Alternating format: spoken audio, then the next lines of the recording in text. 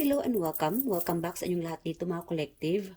And sa lahat ng mga tumatangkilik sa aking YouTube channel, maraming salamat po sa inyong lahat dito sa suporta, pagbigay suporta, oras, and yeah, thank you sa inyong lahat dito. Speechless ang inyong kapatid. And kamusta kayong lahat mga kapatid? I do hope okay kayong lahat dito sa nakukuhanan ko yung kapatid ko dito nanonood habang madilim.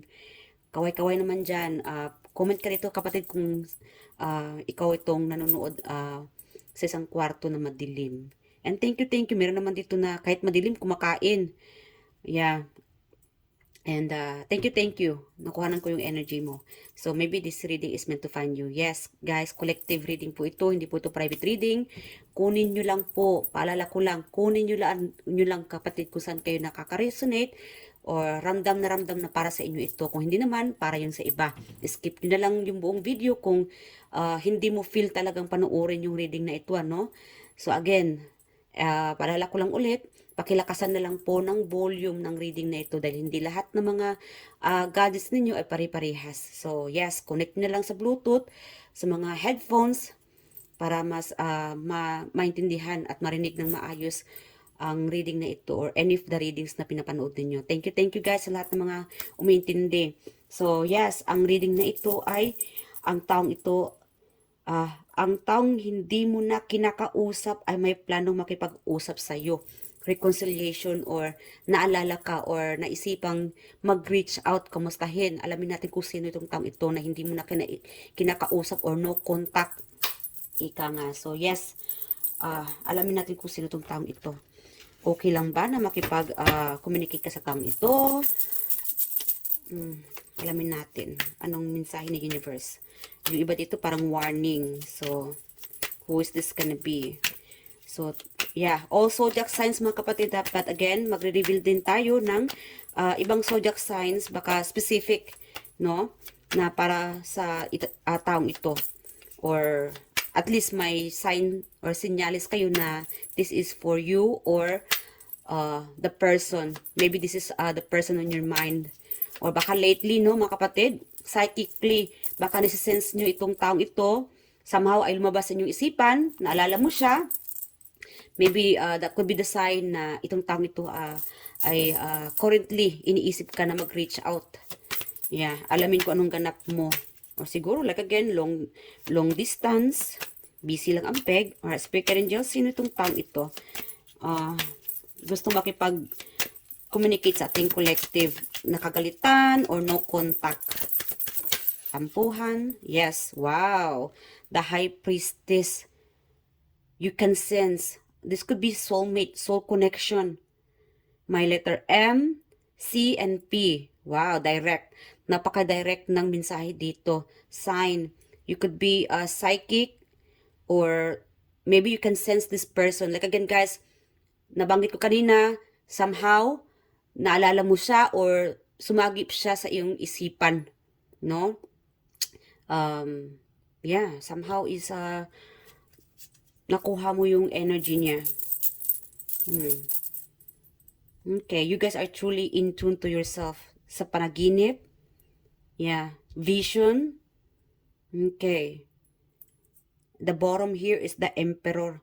This could be a father, ama ng iyong mga anak, or this could be your tatay, or a boss. Somehow is, somebody here is like controlling. Yeah. Kaya siguro no contact dahil ang taong ito ay napaka-controlling. I'm hearing that controlling. This person is truly controlling. Yeah. So lately, itong taong ito, parang kinakarma ang taong ito mga kapatid. Sumasakit ang ulo niya sa kakaisip. Mag-reach out sa iyo. Freedom. I'm also getting like justice. So this could be Libra, air sign. Okay, 5 of Swords. 5 and 4. Maybe around 40s and 50s. Malakas dito yung lalaki. Yeah. Meron naman dito vice versa. Either ikaw ay napapagod sa kakaisip sa taong ito, maybe pinapahirapan ka ng taong ito. Yeah. Like again guys, whoever tried to I don't know, like disrespect you, controlling you. Yeah, this person is facing their karma. Kinakarma naman ng taong ito. Okay. Choose a peace. Yeah. Kaya nga may blockages. I'm also getting like blockages. Binablock mo itong taong ito. Yung iba naman. Yung iba naman is just like nananahimik ka lang. Hindi naman forever na walang communication, but it's just like silent treatment. Yung iba dito sa inyo. Dahil I think you are just resting. You are resting your mind, your body, and soul from this person. Yeah, any connection. Meron naman dito na ayaw mo nang kausapin. Meron naman is just like temporary no contact, isolated. Nananahimik ka or you are just resting. Busy ang peg. Yeah, 3 of Wands. Marami kang mga options. You choose these other options. This could be like mga exes, ano? Ex-partner, meron naman dito sa inyo na pinili mo mag-abroad kaysa sa karelasyon sa taong ito or lumayo. May distance. Like again guys, iba-iba ang inyong mga sitwasyon, no? May nag-abroad, meron naman dito na nakipag-break up, ex-husband, ex-spouse, ex-relationship, meron naman dito na recently no communication dahil I think napagod ka lang dahil napaka-controlling ng taong ito. It could be your boss, family member, friendship. Yeah. Okay. You freed yourself from this person. Like again guys, this person has been stalking you. Ini-stalk ka ng taong ito strongly. Kaya nga minsan, somehow, parang nadidrain ang energy mo. Yeah. I'm also getting like the devil. May pagka-devilish ang energy ng tao ito. May pagka-demonyo. Yeah, kaya nga siguro binablock mo siya, nananahimik ka, isolated ka dahil napaka-controlling ng tao ito, ang toxic-toxic niya. But again, alamin natin kung ano ba talaga ang kanyang, strongly, mentally. Yeah, may pagka-praning ang taong ito. I'm sorry guys ha. Controlling, may pagka-praning, obsessed siya sa pagkokontrol ng tao or people around them. Para bang feeling niya siya yung leader. Feeling niya na makukontrol ka niya. Feeling niya na this person can control everybody around them.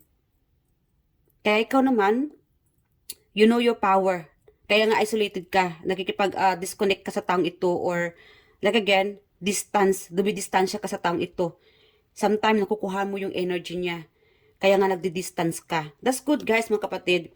Pagka nakakaramdam ka ng parang heavy energy sa taong ito, hindi ka komportable, dumidistansya ka na. Kasi may mga tao din na somehow undescribable na nakaka-drain. Kahit malinis ang intention mo sa taong ito, nadidrain ang energy mo sa kanya. It's because this person, may pagka-demonic, controlling. So, yeah, it's good na dumistansya ka sa taong ito. Controlling, matigas ang ulo, obsession, mahilig mag-control, feeling niya amo siya, or, I don't know, leader type. Yeah. But again, marami kang options. You can,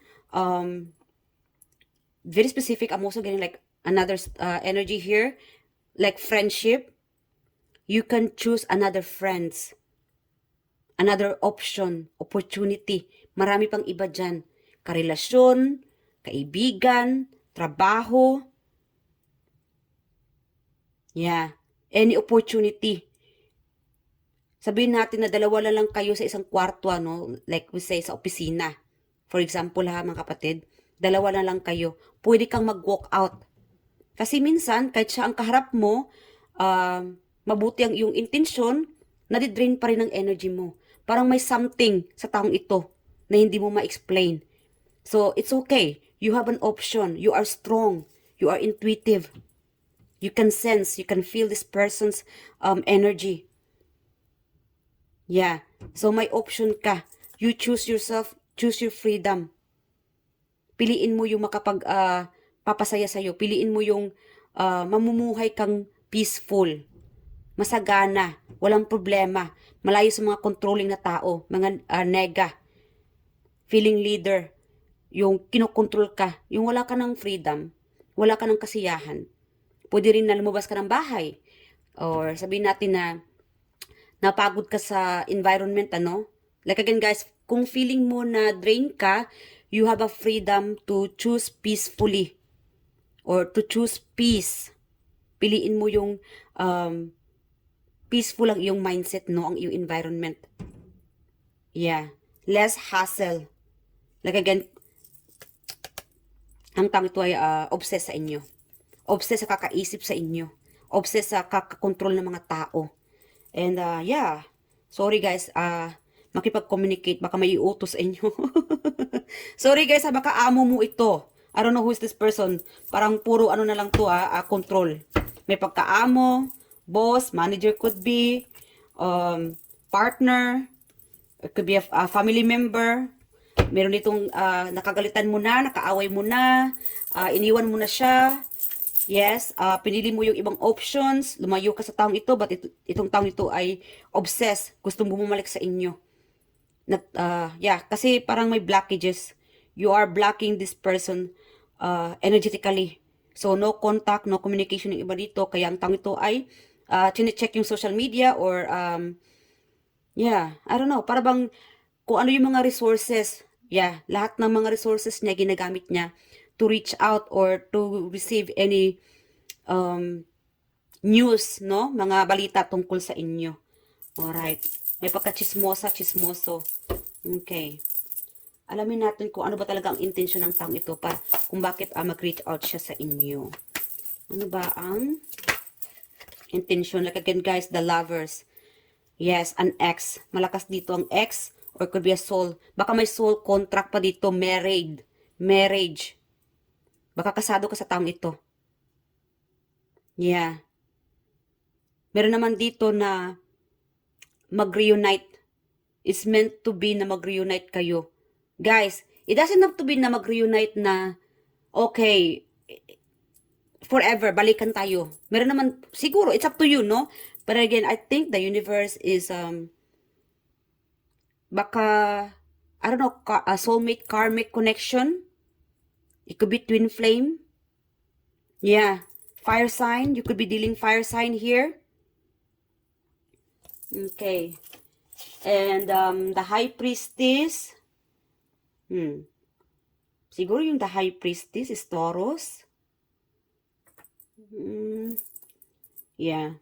Whatever. But anyway.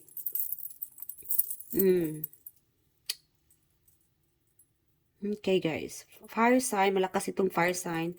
Attractive pa rin ang taong ito, but then again guys, meron itong energetically na you are pulling each other together para magbabalik dito.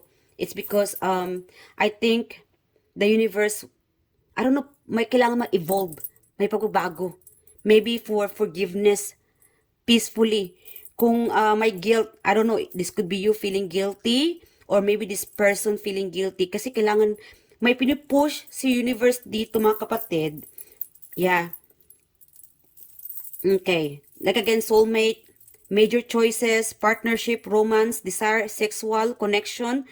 Like again guys, attractive pa rin ang taong ito. May sexual connection pa rin sa taong ito sa inyo. But then again, it's still up to you. But the main goal here in the universe is para may mag-evolve or lesson learned sa taong ito. Kung sino itong kadil ninyo na may pagkademonyo, babaliin ni universe itong sungay. Kung Bisaya ba sa sungay? Ano ba sa Tagalog yun? Comment nyo na lang nga. Yes. Yung sungay, tatanggalin ni universe yun at para magiging, maybe this person doesn't believe in God. And because of you, later on, ma-realize ng taong ito, totoo ang Panginoon. May Panginoon. Yeah. Meron ditong the devil and the angel. Wow. Ano yung, ano nga ba? Yung sa Chinese, anong tawag dito? Yeah. Chinese or Korean drama. Yung devil and the angelic person. You know, nagkakainlaban. Anyway, comment nga kayo kung ano yung series na yun. Meron ako napanood noon, nakalimutan ko na matagal na, 5 years ago na siguro yun. Anyway, again guys, pasensya na guys ha. The lovers, so, again, Huwag kayong magalit kung bakit magbabalik ang taong ito, kung bakit mag-reach out siya. Kasi nga, pinupush siya ni universe na makipag-ayos sa inyo and to believe na totoo ang Panginoon, to believe that soulmate connection. Maybe like again, twin flame. Yeah, meron dito nakapag-move on na, ayaw mo na. Kasi may option ka na. Happy ka na. Dahil happy ka na sa napili mong option. Whatever, career, relationship, but in this person, I think the universe want you to give a lesson to that person na maging mabuti siyang tao. Na matanggal na itong pagiging demonyo na. Yung pagiging controlling sa ibang tao. Gusto ng universe na may ma-realize siya na karma is a bitch. Kaya ang taong ito, maybe nagkasakit ang taong ito ngayon. Yung sabihin natin na bata pa siya pero nagmumukhang matanda. Or talagang nagmumukhang ano na siya, kawawa or stress. Yes, because this person is facing their karma. Okay, challenges. Marami siyang kinakaharap ngayon. Kaya nga siguro, reconciliation. Yeah, para matanggal na itong guilt ng taong ito. Ang pangungontrol, na mabago ang kanyang point of view, na hindi lahat ay nakokontrol niya. Only the universe can control everything, not this person dahil hindi naman siya ang Panginoon. Siguro mayaman ang taong ito, mapera, yung iba dito, no? Kaya siguro hindi niya akala na, or inakala niya, hindi niya siguro inakala na pinapunish, no? Yeah, binibigyan na siya ng punishment ni universe. Tinatanggalan siya ng sungay. Yeah, or kayabangan. Mayabang siguro ang taong ito. Alright, so, it's okay guys. If ever na mag-reach out ang taong ito for para lang na maging peaceful na, no? Magkaayos, okay lang yun. But then again, you don't have to be around with this person. At least, ano na lang. Siguro kung may mga anak kayo, yun na lang, ano, para sa mga anak. Okay? So, yeah, intindihin na lang natin. Because only the universe know what's best for you. Para magkaroon ka rin ng katahimikan. Same thing for this person. Alright?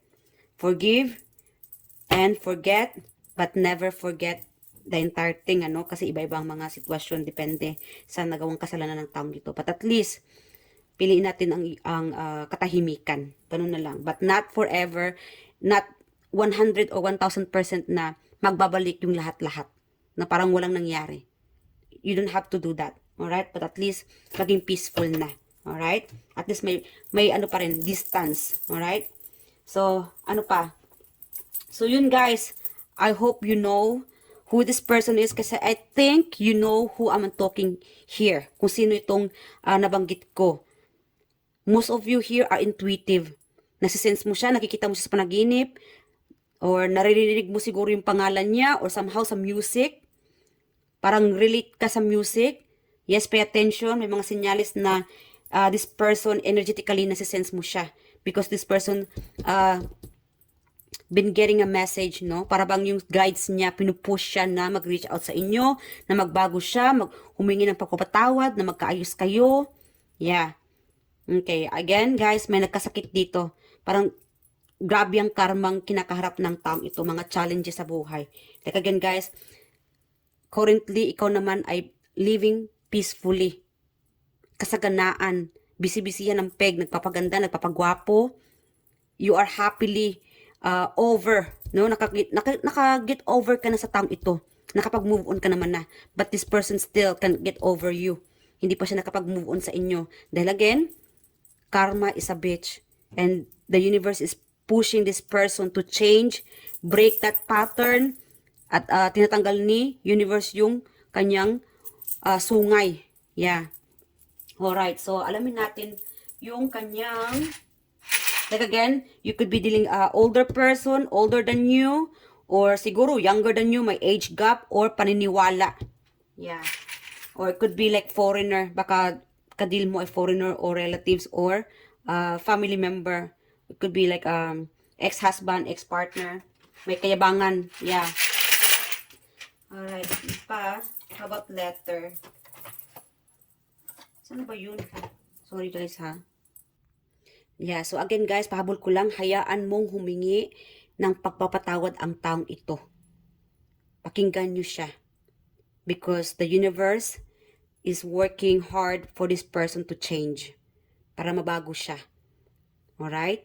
So, yeah, let the universe do their magic, or work on this person to change, their perspective or their lifestyle, no? Mabago siya. Kasi nga, again, dahil porke mayaman, matalino, foreigner, ibang paniniwala, again, spoiled brat, whoever this person, gusto ng universe na magbago ang taong ito.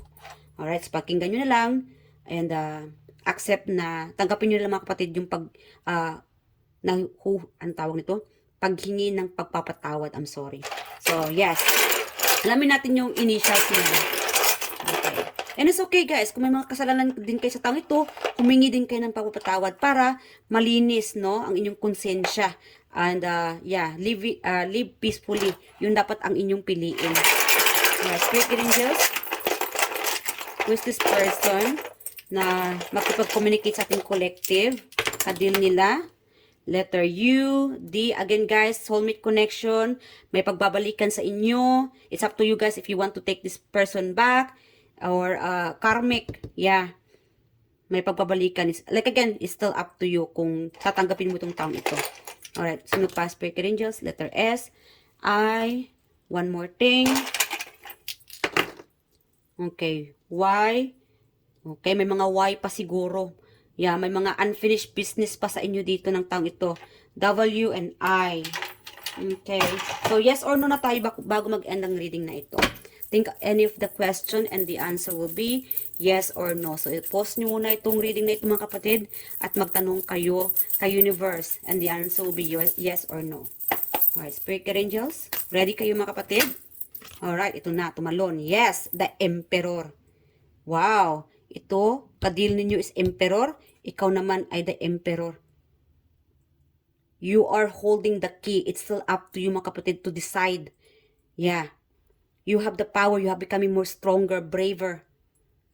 You are more stable.